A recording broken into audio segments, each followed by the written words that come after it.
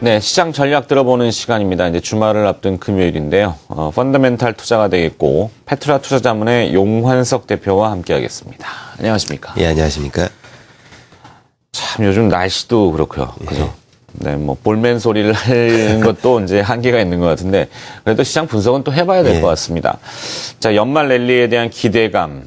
또 이런 기대감에 비해서 증시는 상당히 좀 약한 편이고 코스피는 5거래일 연속 조정을 받았습니다. 뉴욕 증시도 그렇죠. 자, 이 시점에서 이제 우리는 시장을 어떻게 들여다봐야 될까요? 물론 최근에 북한 이슈도 약간 있었고 또 하지만 조금 더 근본적으로는 그 테이퍼링이라는 그 양적 완화의 축소라는 이슈가 다시 불거진 것이 큰 원인이 아닌가 생각을 합니다. 근데 주식 투자를 하는 이제 많은 분들의 관심사는 어쨌든 앞으로 주식 시장이 어떻게 될지 뭐 가까이는 올해 말 또 길게 보면 내년에 어떻게 될지 하는 것이 가장 큰 관심사일 것입니다. 그런데 어느 누구도 주식시장이 앞으로 어떻게 될지 100% 확실하게 말할 수는 없을 것입니다. 확률이 높다는 얘기겠죠. 이제 그 얘기는 거꾸로 떨어질 확률도 항상 같이 존재한다는 얘기인데 그런 측면에서 떨어질 확률이 얼마나 있는지 이런 시각으로 한번 보는 것도 중요한 것 같습니다. 아무리 올라갈 확률이 많아도 떨어질 확률도 상당히 있으면 뭐 안심하고 주식 투자를 하는 환경은 아니기 때문이죠. 이제 그런 면에서 이 테이퍼링, 양적 완화라는 면이 미국이나 뭐 일본 이런 증시에 비해서 우리나라 증시는 많은 혜택을 보지 않았고 또 올해 주가가 많이 상승하지 않았다는 점, 뭐 단기적으로 약세를 보일진 몰라도 그런 면에서 좀 안전한 측면은 있어 보입니다. 뭐 그런 면에서 뭐 앞으로도 또 기존의 악재라든지 또 어떤 악재가 있을지 늘 관심 있게 지켜보는 것은 굉장히 중요하다고 생각을 합니다. 네.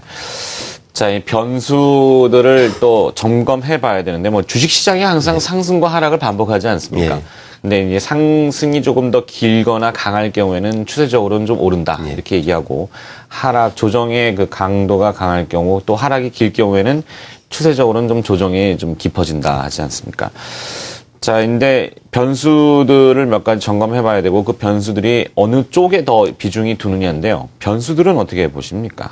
그래서 최근 좀 관심 있게 봐야 할 점은 뭐 테이퍼링 관련된 건데 이 테이퍼링이라는 것 자체가 어떤 면에서 미국에서 그 양적 완화의 축소는 경제가 좀 좋아질 때 축소를 한다는 건데 거꾸로 또 그러니까 양적 완화를 축소를 한다는 게 경제가 좋아진다는 점 자체는 긍정적인데 그래도 주가가 빠지는 걸 보면 조금 이제 주가는 경제보다 좀 앞서간 측면이 있기 때문일 것입니다.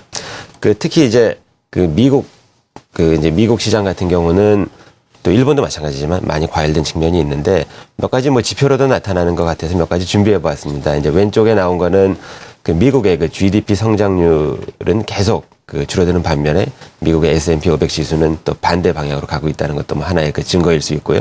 또 하나는 올해 미국 증시의 상승률을 보면 그 중에 이제 7% 정도만이 주당 순이익의 증가이고 이 주당 순이익의 증가 7% 자체도 경제 성장을 보다는 더 높은 것이긴 하지만 많은 부분들이 PER 즉 그러니까 이익 대비 주가의 비율이 올라간 측면이 있다는 점을 보면 이러한 점은 계속될 수 없기 때문에 이제 미국 증시가 좀 불안한 측면이 있고 뭐 당장 꼭 하락하는 아닐지라도 요즘 이제 글로벌 증시의 동조화 등을 생각해 볼 때 단기적으로 뭐 미국 증시의 하락은 뭐 우리나라 증시에도 영향을 미칠 수 있기 때문에 항상 좀 예의 주시하는 것이 좋을 것 같습니다.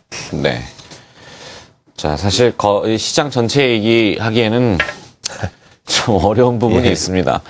시장은 빼놓고 기업 얘기를 바로 들어가죠. 기업을 이제 조금 자세하게 분석을 한다면 어떤 기업들을 요즘 보고 계십니까? 이제 첫 번째 제가 소개시켜드릴 회사는 율촌화학입니다. 율촌화학. 네. 이 율촌화학은 이제 농심의 계열사로 농심 제품의 포장재 등을 만드는 그러한 회사입니다. 이 업 자체는 뭐 상당히 안정적인 측면이 있고 이제 율촌화학의 매출 구성을 보면은 대부분 이제 농심 관련된 그러한 제품인데 이제 파이 차트에 이렇게 전자 소재 25% 정도를 차지하는 부분이 이제 전자 소재 부분인데 이 전자 소재 부분은 LCD 보호 필름이라든지 뭐 이러한 전자 소재 관련된 그러한 매출인데 농심 매출과는 좀 관련이 적은 부분이라 이 부분의 증가세는 상당히 긍정적이라고 보입니다. 이제 그래프도 나와 있지만 기존 사업도 증가를 하지만 특히 이 전자재료 부분이 계속 증가를 하기 때문에 이러한 부분은 좀 긍정적이라고 보입니다. 또 이 율촌화학은 농심의 계열사고 또 농심이 지분을 많이 가지고 있어서 그런지 상당히 배당을 많이 하는 배당 성향이 보통 평균적으로도 50% 이상, 그 이제 이익의 50% 이상을 배당을 하고 또 그러다 보니까 그 배당 수익률도 상당히 높은 회사입니다. 이제 그러한 측면에서 조금 아까 제가 지수 설명드린 것과 같이 이 배당 수익률이 높다는 거는 물론 그 이제 계속 이 회사가 배당을 유지할 수 있다는 전제가 있어야 되겠지만 주가가 하락하기 어려운 조금 이제 하방 경직성이 있다 보니까 좀 안전한 측면이 있지 않나 하는 그런 생각입니다. 네. 자, 율촌화학 지금 화면에도 나왔습니다만 쉽게 얘기하면은 뭐 과자 봉지, 예. 라면 봉지. 예. 근데 거기서 이제 조금 더 진보하면 IT 예. 쪽에 이제 그 필름까지 그리고 또 롯데그룹과 관계 있지 예, 않습니까? 관계. 네, 신격호 회장의 동생으로 제가 알고 있습니다. 예. 네, 신춘호 회장하고 또 관계가 있는 거로. 그러니까 안정적인 수익처를 가지고 있고 예. 뭐 실적이 따박따박 나오니까 연말에 배당도 잘하고. 예. 네, 요렇게 또 제가 정리를 제가 잘은 모릅니다만. 네. 자, 한 기업만 좀 더 예. 들어갔으면 좋겠습니다. 어떤 기업을 또 보고 계십니까? 그 이제 두 번째 준비한 회사는 코리안리라는 이제 보험 회사입니다. 예. 보험사의 보험. 재보험이라고 그러죠. 예. 네. 이제 국내 유일한 그 재보험사이고 또 그 아시아에서 1위 또 세계에서 9위 업체로 그 굉장히 강한 그러한 이제 재보험사입니다. 근데 글로벌 경쟁사 대비 그 합산 비율의 변동성이 낮은 점이 장점인데 이 합산 비율에 대해서는 조금 이따가 다시 좀 자세히 설명을 드리겠습니다. 근데 최근 뭐 하이닉스 화재 등 뭐 단기적으로 실적이 악화됐지만 이 단기적인 실적이라는 게 항상 보험회사는 늘 있는 일이고 이 회사 경쟁력에 큰 장기적으로 영향을 미치지 않는다는 점에서 뭐 큰 우려할 사항은 아닌 것 같습니다. 그런데 이 보험회사는 일반적인 제조회사나 서비스업과 좀 다른 측면이 있기 때문에 어떤 시각으로 봐야 하는지에 대해서 좀 설명을 드릴까 합니다. 이 다음에 나와 있는 그래프는 이제 이 코리안리의 재무제표, 그 이제 대체제표표, 요즘 이제 재무상태표라고 표현을 하는데 좀 간략하게 그 나타낸 그 표입니다. 이 보시는 바와 같이 뭐 순자산 대비 부채가 많고 이 부채를 가지고 투자를 하는 이제 그러한 성격인데 이 보험회사의 부채는 뭐 차입금이라기보다도 이제 대부분이 그 책임 중비금 이렇게 나와 있지만 그 좀 더 쉽게 설명드리면 보험회사는 보험료를 받아서 이제 사고가 나면은 보험금을 지급을 하는데 받자마자 바로 사고가 나는 것은 아니기 때문에 한동안 이제 보험료를 보유하게 되고 그 보유하고 있는 자금으로 투자를 하게 됩니다. 따라서 투자업과 보험영업 두 가지 업의 성격을 동시에 가지고 있다고 볼 수가 있습니다.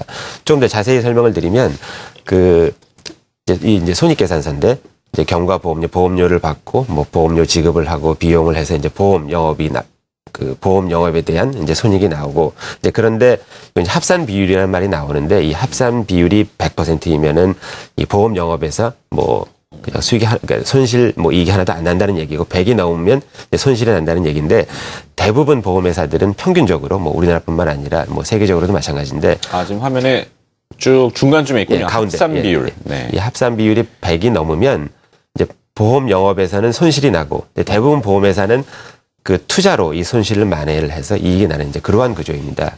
그런데 이제 코리안리는 평균적으로 합산 비율이 늘 100이 좀 미만이었고 이제 그 얘기는 보험 영업에서도 이익이 나고 또 그 얘기는 다른 보험회사 대비 투자 수익률이 좀 적어도 이익이 많이 날 수 있는 그러한 점에서 굉장히 그 경쟁력이 있는 회사입니다. 근데 그럼에도 불구하고 그 최근에 이제 주가가 아까 이제 설명드린 이유로 과도하게 하락을 했는데 이제 그러한 면에서 뭐 장기적인 경쟁력은 계속 유효하기 때문에 좀 관심을 갖고 뭐 볼 필요가 있다고 생각을 합니다. 네. 자, 이 보험사의 보험사. 그러니까 그 재보험이라고 예. 얘기하는데 코리안리.